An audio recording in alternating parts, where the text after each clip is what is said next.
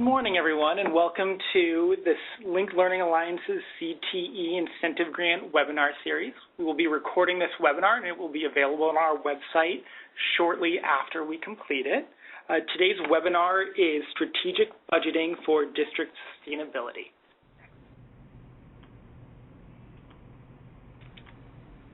I'm Sasha Horwitz, and I'm pleased to be joined by Esther Solomon, Linked Learning Administrator with the Los Angeles Unified School District, and William Bass, Linked Learning Budget Advisor with the Los Angeles Unified School District.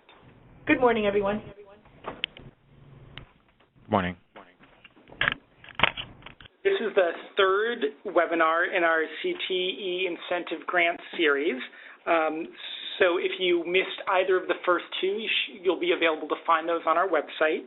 The fourth and final webinar, Establishing High-Quality CTE Pathways, will be held 2 weeks from today, so not next week, but 2 weeks from today. And if you missed either of the past two, visit our website at linkedlearning.org and use the search bar to search for CTEIG, and it should be the first item that comes up. On today's agenda, we'll go over our goals for this webinar. We'll discuss areas of alignment between linked learning approach and CTE incentive grants approach.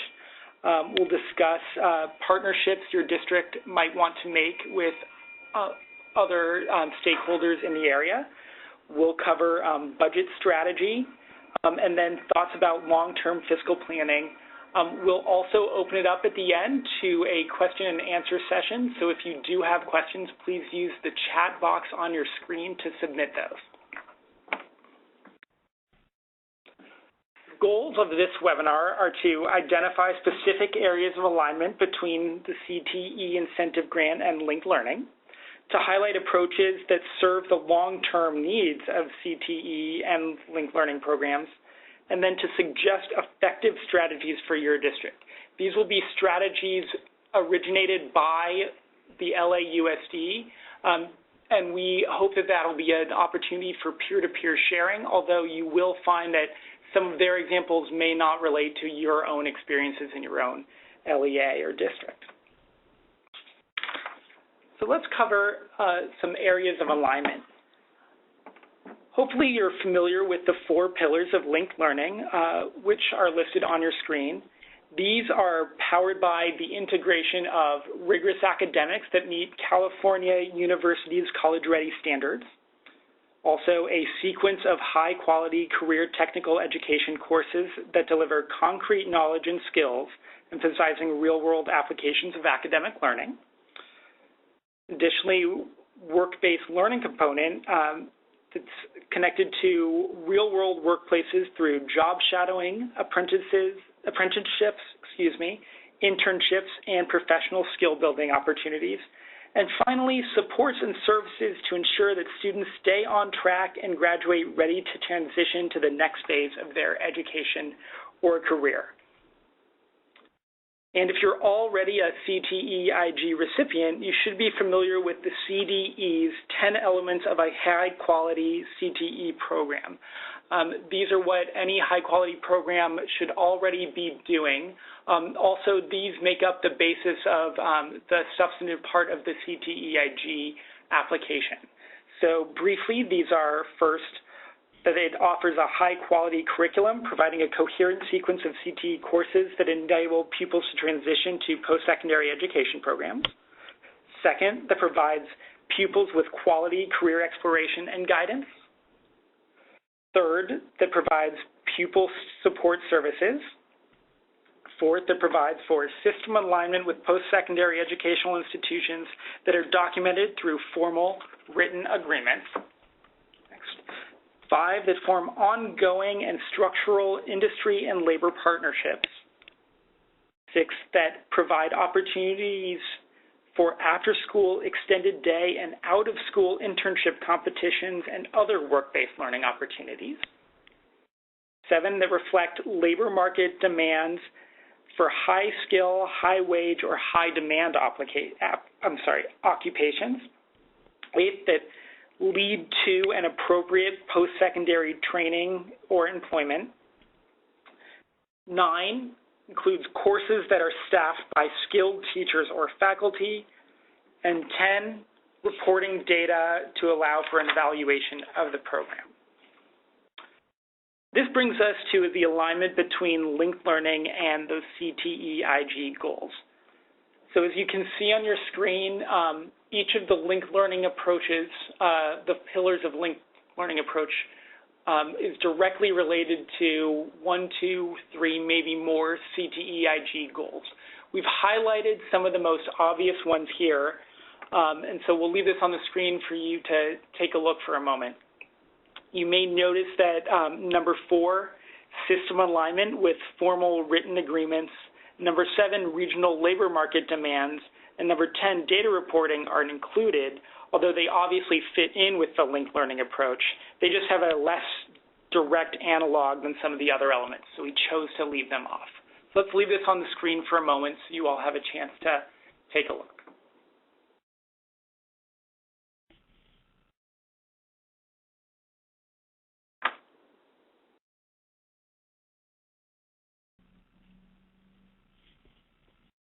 So now that we've gone over a bit of the background on linked learning and CTEIG approaches, I'd like to hand it over to Esther Solomon, the linked learning administrator at LAUSD, who will share their district's own approach to strategic budgeting and accountability. So Esther, take it away. Good morning, everyone. So in looking at partnerships and seeing how CTEIG can enhance our work we're doing with linked learning, we want to make sure that we are working with industry, that we're working with employers, that we're working with the Workforce Development Board, with the Chamber of Commerce, with the county. And so one of the first things we did is to look at a process for determining how we would distribute the money. And so what we chose to do was look at our local regional economic forecast. And what areas do we most need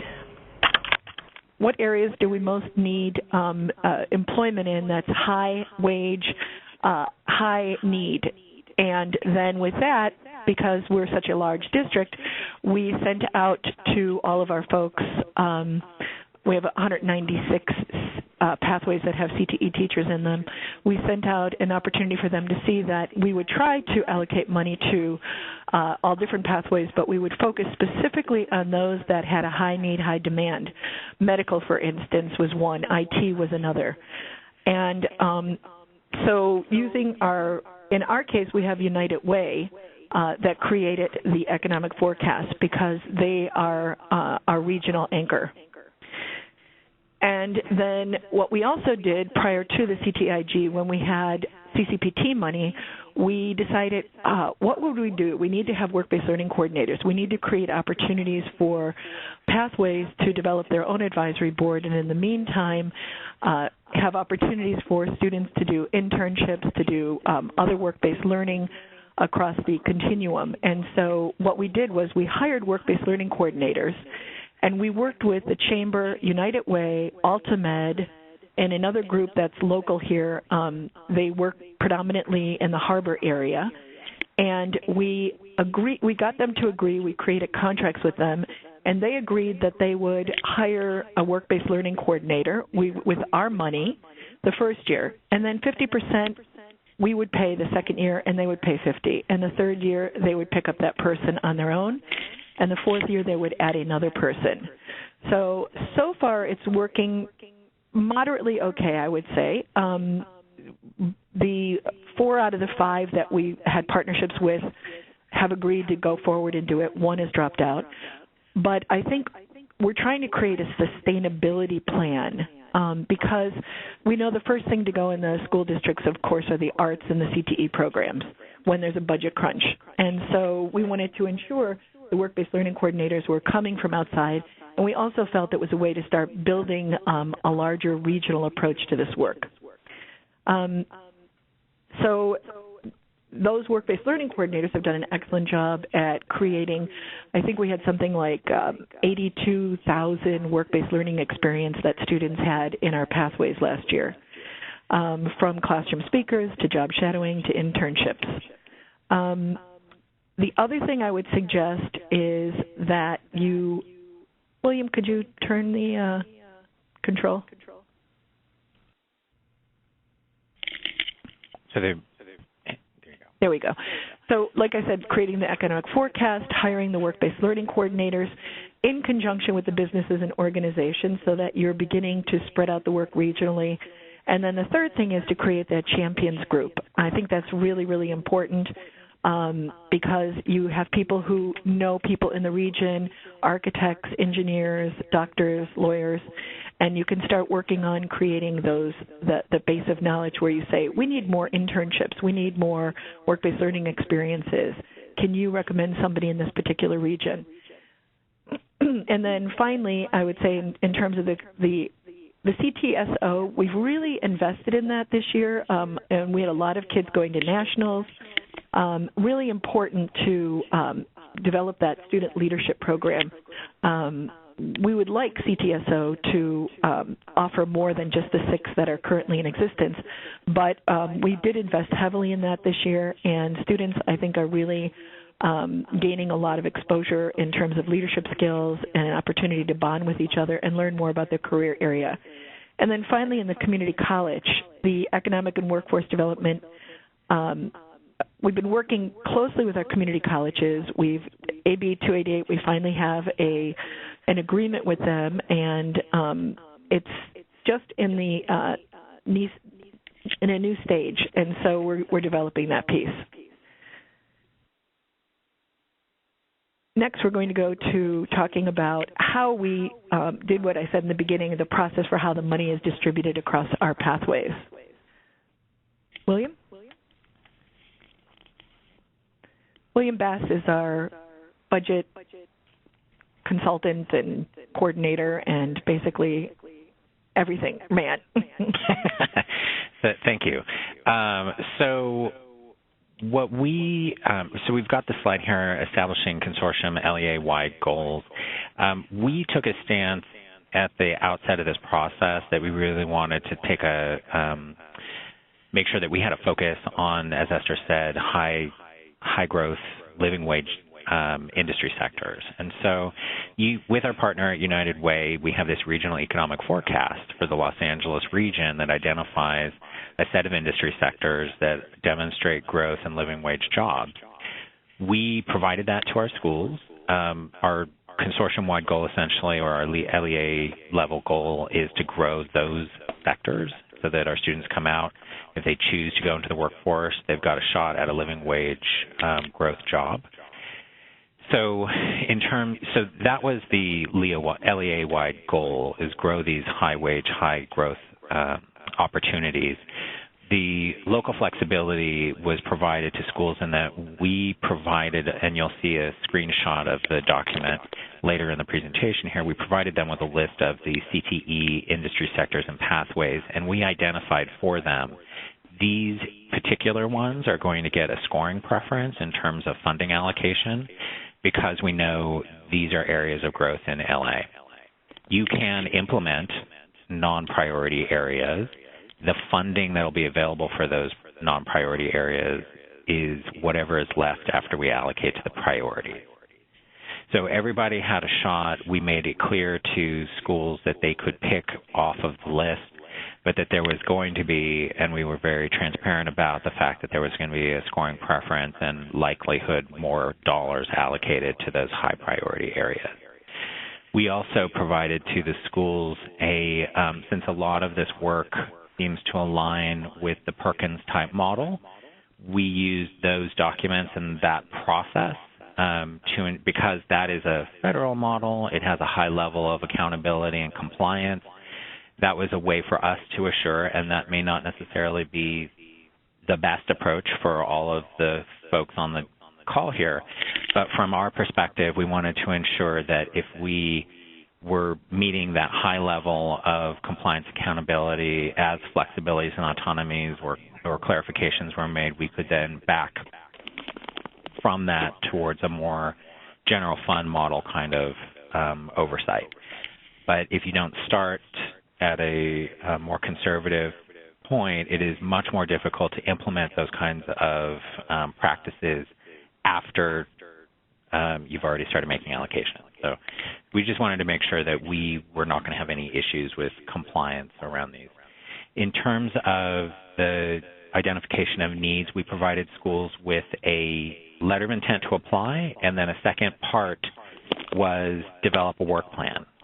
What are you going to do around these areas, materials, infrastructure, teachers, and travel, to be able to answer the 11 criteria of a high-quality CTE pathway with a yes? If you answer yes, show us your documentation. If you answer no, what's the concrete action you're going to take over the next year to be able to answer yes?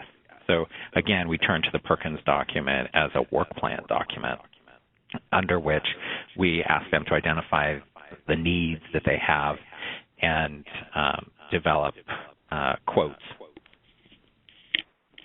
So we move to the next slide.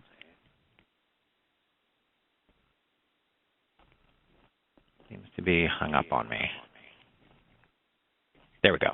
So the budgeting strategy here, you probably recognize from the RFA that came from CDE. And so I just want to point out that that is the source of some of these internal directions that we provided.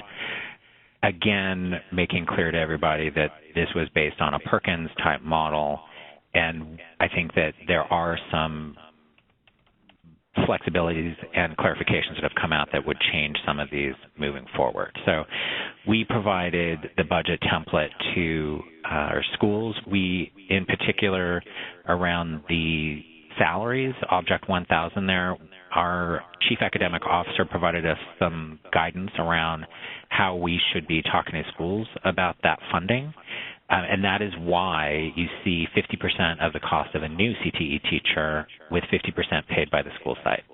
So essentially what we're doing is demonstrating that these school sites have skin in the game, quote unquote, and that they have a vested interest in maintaining that investment.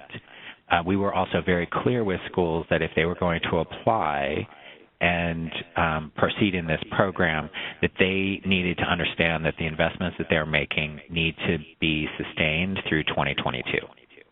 There was never any, we were very clear about that. So when leadership transitions at a school site, one of the questions that we had, and part of our process was a frequently asked questions document. One of the questions we got was, what happens when the principal changes? And because these pathways, our process, are focused on the Los Angeles regional economic data and the job growth and wage growth in the area, the answer to the question about what happens when the principal changes is nothing. Because the principal changing doesn't change the fact that a particular industry pathway demonstrates growth and living wage jobs in Los Angeles. So in terms of the other categories there, we did not provide school sites with the ability to budget classified salaries. I believe that we may have gotten some clarification on some of that, which will help us out a great deal with facilities work. We also provided direction to them around materials and supplies. Many of our schools are very interested in implementing Project Lead the Way. So that is a very popular expenditure category. And then around capital outlay, we provided to our schools the capital outlay definition from the California School Accounting Manual. So that's what you're seeing in the direction there. We also, in sort of preparing this, understand that a lot of our facilities are going to be requesting to do facilities upgrades. So updates to electrical and IT infrastructure in order to support new IT pathways, things like that. That work takes a long time, which means that we need, as a district, to be cognizant of the fact that some of these pathways may actually have to go up to the division of the state architect to get something done. And that means that we need to understand that there's a very big timing impact around capital and how we spend the grant money and align the spending with the facilities work. So if we're going to upgrade a computer lab or create a computer lab or some kind of an IT room, we may need to think about how long it takes to finish the room versus how long it takes to buy the computers, and consider storing the computers while the room is still being upgraded. So this list here is a screenshot of part of the document that we provided to our pathways. This is a CDE document, I believe. We took this and added the language at the top around what our scoring preferences were going to be and why. This was paired with the United Way document, which was the regional economic forecast. So in terms of long-term fiscal planning, what we are seeing is essentially the state incentivizing the growth of CTE until the local control funding formula comes to full implementation.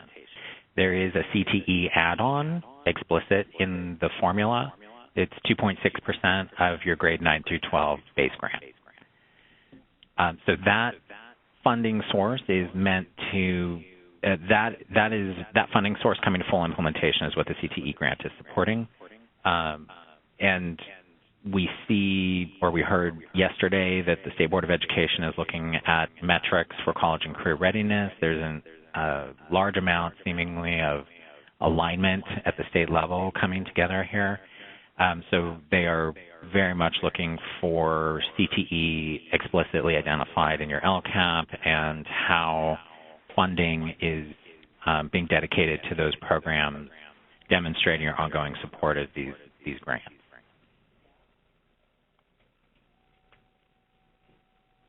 So in terms of the funding model, you're all probably aware of this, but there is an escalating match requirement in each one of the grant performance periods. So grant performance period 1 rolls through the end of June of 2017. It's a 1-to-1 match. In the second performance period, which I believe there's trailer bill language changing, so I'm not comfortable. I couldn't tell you what the performance period is, but obviously it's one and a half or $1.50 for every dollar in grant funding received. And then in the third performance period, it's $2 of match for every dollar of grant funding received.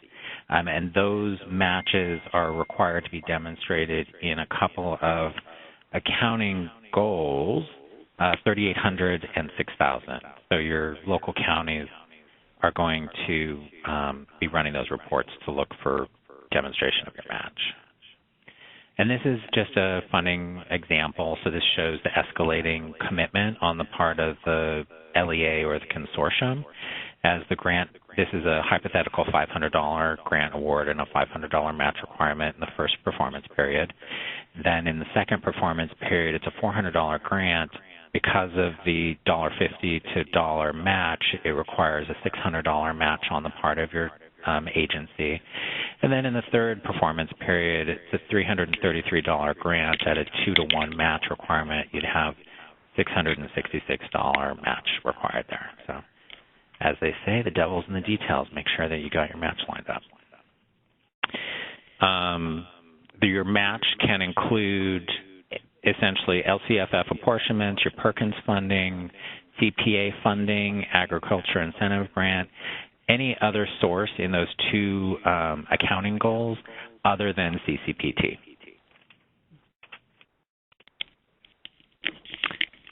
And I think that brings us to Q&A. Great. Thank you, William. That was terrific. So once again, everybody, you can use the chat box on your screen to send a question. A few of you have done those already. And we will make sure to post this webinar online shortly after it's finished. So if you miss an answer, you'll be able to go back and hear it. So we'll scroll back to the top of our chat box and get to the first question and see if we can address it right now. First question is directed at LAUSD.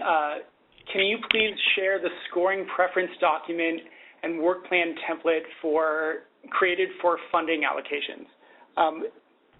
Would you be comfortable sharing that, William Esther? The work plan document and the funding. Let's see. And the scoring preference document. Sure. Okay, then Link Learning will make sure that those are available on our website when we post the webinar. Next question. For Project Lead the Way, the teachers need appropriate credential, correct? I can answer some of this. I know that if the teacher is going to be teaching a CTE course using CTEIG dollars, then they will absolutely need to have a CTE credential. If there is a course being co-taught or that has an academic and a CTE component, funding can actually be split. So you can use CTEIG dollars for the CTE component and then matching dollars for the academic component according to CDE. But I believe this teacher has to be CTE, right? If they're duo teachers teaching it. Yeah. It can't be a secondary credential teacher. That sounds unless right they have a CTE credential. Yep. Anything else to add?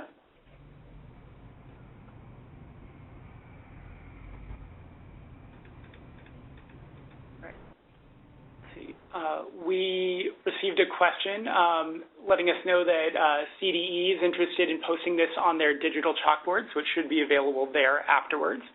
If there are any other questions, please send them in.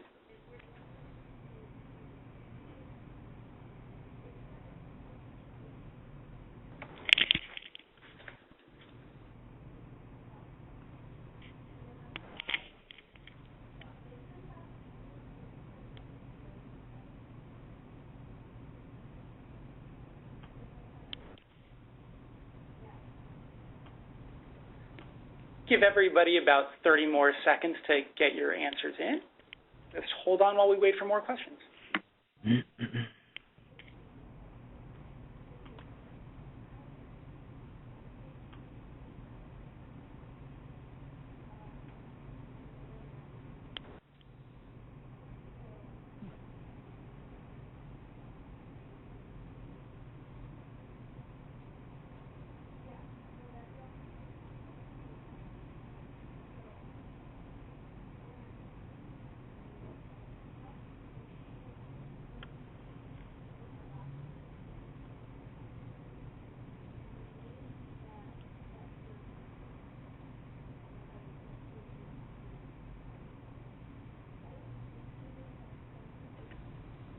All right, well, we're not receiving any other questions, so I want to say thank you to Esther and William for joining us and providing your expertise. We really do appreciate it. For those of you on the call, we will post this webinar as soon as possible, probably before the end of the day. And if you have any trouble finding it, there should be a link in a previous email you received from us with a link to our website. Additionally, you can go to linkedlearning.org and use the search bar to search for CTEIG, and it should be the first item that pops up. So thank you again, and we look forward to seeing you or hearing you in about 2 weeks. Bye. Thanks, Sasha. Thanks, Sasha.